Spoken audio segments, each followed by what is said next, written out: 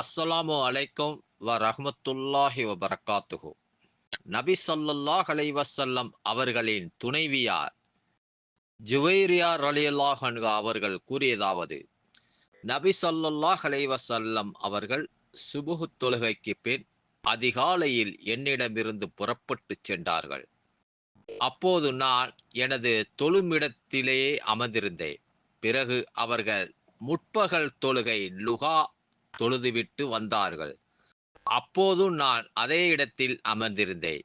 அப்போது என்னிடம், நான் உன்னிடமிருந்து சென்றது முதல் இதே நிலையில்தான் நீ இருந்து கொண்டிருக்கிறாயா என்று கேட்டார்கள்.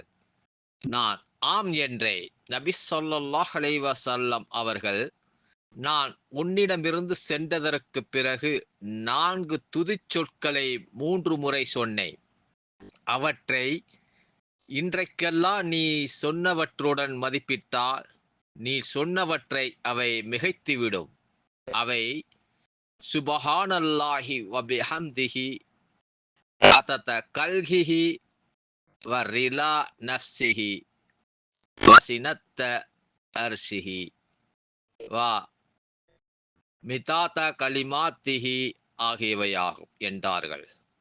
பொருள்: அல்லாஹுடைய படைப்புகளின் எண்ணிக்கை அளவுக்கும், அவன் உவக்கும் அளவுக்கும், அவனது அரியணையின் எடை அளவுக்கும், அவனுடைய சொற்களின் எண்ணிக்கை அளவுக்கும் அல்லாஹுவை போற்றி புகழ்ந்து அவனை தூயவன் என துதிக்கின்றே.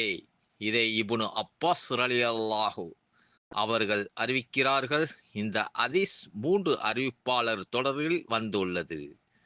இன்ஷா அல்லாஹ் நாமும் இந்த துஆவை ஓதுவோமாக.